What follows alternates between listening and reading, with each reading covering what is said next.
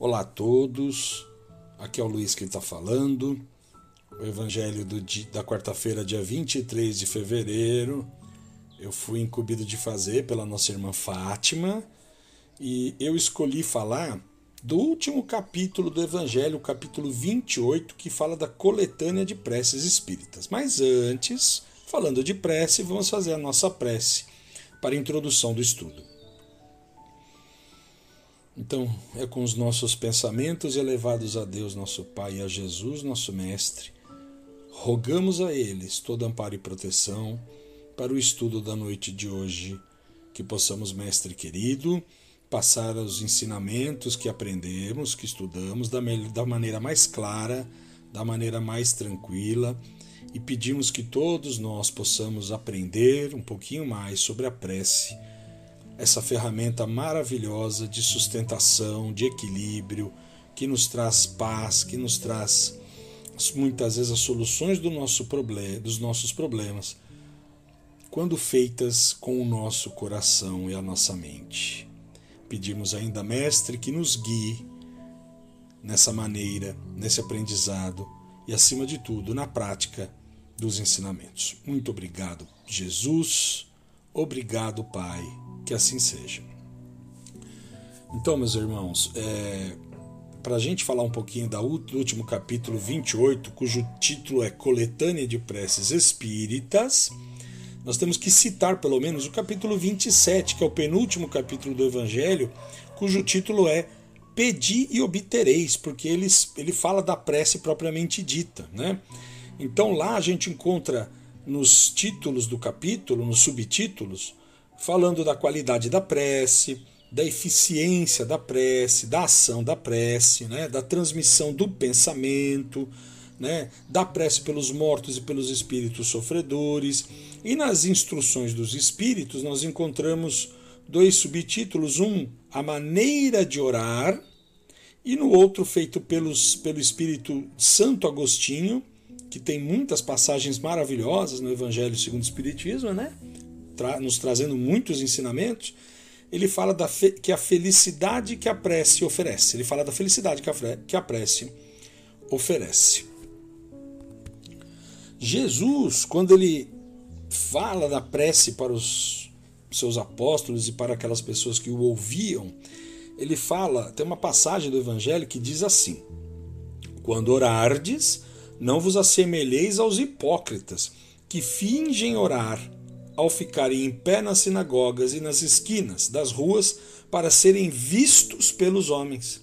Eu vos digo, em verdade, eles já receberam a sua recompensa. Mas quando quiserdes orar, entrai para o vosso quarto e com a porta fechada, orai ao vosso Pai em segredo, e vosso Pai, que vê o que se passa em segredo, vos dará a recompensa.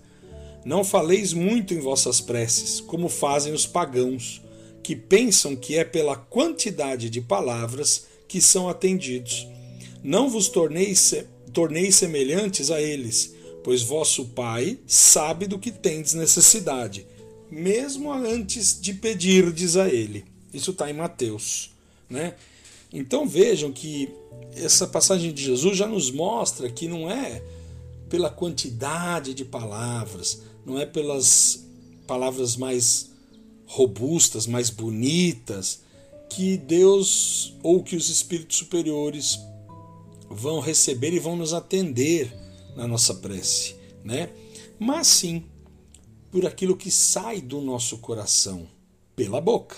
Ou seja, é o sentimento que você emana com o pensamento e que a razão transforma em palavras. Essa sim é o sentimento que vale, é o sentimento transformado em palavras que vale a boa prece. É esse sentimento, e de preferência, obviamente, os bons sentimentos, que vão chegar aos espíritos superiores, que foram os espíritos designados pelo Criador para nos atender ou não na nossa prece. Porque às vezes a gente pede coisas, né, que nós não precisamos e não merecemos.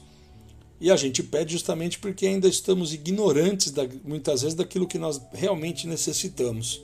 Então a gente pede uma coisa e recebe outra, e às vezes não entende. Mas enfim, para isso nós precisamos que a nossa prece seja postada, baseada nos nossos sentimentos. É isso que é válido, né? Como ele fala aqui, que os hipócritas, né? Porque não adianta você falar bonito ou falar para a pessoa que está lá te ouvir, te ver. Isso não é verdadeiro. Eu costumo dizer que é aquela prece horizontal, fica só aqui no horizonte, não se eleva. E nós temos que fazer a prece com sentimento para que ela se eleve, para que seja uma prece vertical, que suba para o alto, na direção de Deus, na direção dos bons espíritos. E para isso nós não precisamos de palavras muito elegantes, de palavras muito difíceis, de palavras robustas. Não, nós precisamos de palavras simples, porque o sentimento é simples. O nosso sentimento é simples. Os bons sentimentos nascem da simplicidade. E é isso, a prece tem que nascer daí também. Quanto mais simples, melhor. Eu sempre costumo dizer, quando eu faço às vezes as palestras e que abrange algum tema nesse sentido da prece, que quando você diz a frase, ai meu Deus, se você disser essa frase com sentimento, sentindo, não importa o assunto pelo qual você proferiu essa frase, o sentimento envolvido é tão verdadeiro muitas vezes que esse ai meu Deus é uma oração completa e os espíritos vêm ao nosso socorro, vêm para nos ajudar. Então é o sentimento que conta. E no capítulo 28, na sua introdução, os espíritos falam isso exatamente, que a forma não é nada. O pensamento é tudo. Que cada um deve orar conforme suas convicções, do modo que mais lhe agrade. E que mais vale um bom pensamento do que muitas palavras que não tocam o coração. Né? Jesus já dizia que o que importa é o que sai pela boca, não o que entra, né? Vejam bem como tudo faz sentido naquilo que o Cristo ensinou. E os espíritos, quando falam da prece, eles nunca determinaram para nós uma fórmula padrão de prece. Pelo contrário, né? No capítulo 28 existem vários exemplos de prece. Eu vou citar alguns lá na frente, mas eles não são fixos. Não é para a gente pegar o capítulo 28 e falar, eu vou fazer uma prece por um inimigo meu, por exemplo. E você vai lá e decora aquela prece. Não é isso. Eles passam ali um exemplo da prece pelo seu inimigo, ou por aquelas pessoas que se dizem ainda nossos inimigos, mas como uma maneira de você raciocinar daquela ideia e fazer nas suas palavras a prece. Essa é a ideia do capítulo 28. Não é para a gente copiar o que está lá, mas sim para a gente ter uma ideia de cada prece. E aí fazer com as nossas palavras, com os nossos sentimentos. Essa é a principal ideia desse capítulo 28, coletânea de preces espíritas.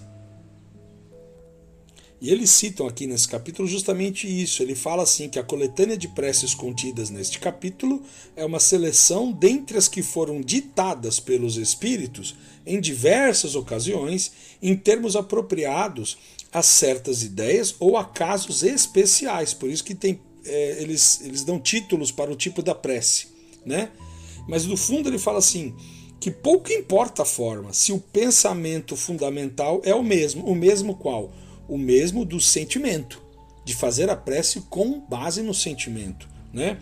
Porque veja, o objetivo da prece é o de elevar a nossa alma a Deus, né? É isso, o objetivo principal é esse. Então, outras coisas importantes que eles falam aqui, o que ele fala que o Espiritismo reconhece como boas as preces de todos os cultos, quando ditas do coração, né? E não pela boca. Não da boca para fora, né? E que o Espiritismo ele não impõe e nem censura nenhum desses cultos, nenhuma das outras religiões. Cada uma tem sua forma de orar, mas desde que saia do coração, desde que saia do sentimento, ela é válida, né? Vejam que Deus é infinitamente grande, conforme a doutrina espírita nos ensina, para não ouvir a voz que implora ou que lhe canta louvores, quer o faça de um ou de outro modo. Então, eles citam aqui que todo aquele que lançasse a maldição contra as preces que não fazem parte do seu formulário provaria que desconhece a grandeza de Deus, né? Então, acreditar que Deus se apegue a uma fórmula é atribuir a Deus uma pequenez, né? Que só faz sentido com as paixões da humanidade. Deus é enorme, Deus é grande, Deus é infinitamente maior do que isso. Então não é uma fórmula que vai agradá-lo, mas sim é o nosso sentimento realmente que vai fazer com que a nossa prece tenha força, né? Nós sabemos que, a grosso modo, nós podemos orar a Deus para louvá-lo, para pedir e para agradecer. Então, normalmente a gente pede mais, né? Infelizmente, mas a gente tem que começar a lembrar também de louvar a Deus por tudo que Ele é e por tudo que Ele nos concede e agradecer por tudo isso, né? A gratidão é um sentimento maravilhoso que, aliado à prece, gera uma força gigantesca, né? Paulo de Tarso nos fala que a prece, se possível, ela tem que ser inteligível. O que quer dizer isso? Ela tem que ser clara, ela tem que ser concisa e ela tem que usar palavras que todos entendam, de preferência, né? Mas, acima de tudo, simples, porque quando você faz uma prece, quando a gente faz antes do Evangelho, no final do Evangelho, tem que tentar ser o mais simples possível, de preferência tocar no assunto que a gente vai abordar, mas dentro para que todos entendam, né? É o que os Espíritos falam, não adianta você falar bonito se ficar sem entendimento, né? E eles nos dizem também que as principais qualidades das preces são a clareza, a simplicidade, a precisão, sem excesso de palavras, nem adjetivos inúteis, que apenas são enfeites de brilho falso, ele cita aqui no Evangelho. Cada palavra deve ter sua importância, revelar uma ideia, tocar a alma, deve nos fazer pensar. Somente com essa condição a prece pode atingir seu objetivo. De outro modo é apenas palavreado. Está citando aqui no livro. E aqui, nesse capítulo, eles fazem uma reunião. As preces reunidas nesse capítulo, elas são divididas em 5 categorias. A primeira são as preces gerais. A segunda, preces para si mesmo. A terceira, preces pelos encarnados. A quarta, preces pelos desencarnados. E a quinta, preces pelos doentes e pelos obsidiados. Então, o primeiro tema aqui, só para a gente citar alguma coisa desse capítulo, faz parte das preces gerais e é o que eles chamam de oração dominical. Para quem não sabe, a oração dominical é aquela oração que Jesus nos ensinou, que nós conhecemos como Pai Nosso. E o interessante aqui é que eles fazem uma análise do Pai Nosso. Então, para cada frase dita do Pai Nosso, da oração dominical, eles têm uma explicação. Então, por exemplo, a primeira parte aqui vai: Pai nosso que estais nos céus, santificado seja o vosso nome. Aí eles vêm aqui com a explicação do que significa essa frase, do que a gente pode tirar de explicação dessa frase. Eu não vou ler, não vou citar, porque ela é comprida. Para cada frase tem uma explicação de várias linhas aqui. Então é interessante, e eu recomendo a todos que deem uma lida nesse capítulo, porque eles também nos ensinam muitas coisas, e a gente normalmente nem dá bola para ele, né? Então, além do Pai Nosso aí que está esmiuçado na sua explicação, por exemplo, nessa primeira parte das preces gerais, ele fala das reuniões espíritas, né? Então, ele cita como fazer uma prece de início da reunião, como fazer uma prece para final da reunião, como fazer uma prece pelos médiuns que trabalham numa reunião espírita, numa reunião de trabalho mediúnico. Então vejam que são modelos, são ideias. Você pega essa ideia e faz nas suas palavras. E todo esse capítulo é nesse sentido. Então, a gente às vezes relega esse capítulo para o lado, né? E às vezes a gente nem lê. Então vejam a importância da prece e desses modelos que é citado aqui no capítulo 28. Então é uma recomendação, né? Leiam o 27 e o 28, porque tudo é conhecimento, e o conhecimento nunca é nulo se a gente aprende e coloca em prática.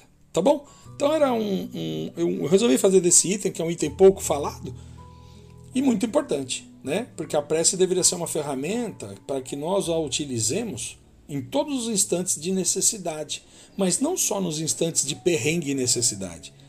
Também nos instantes que estamos num momento bom, que estamos num momento de equilíbrio, que as coisas estão correndo tudo de acordo, em consonância com a maré, né? Sabe aquela que você não precisa nem remar porque a maré está te levando?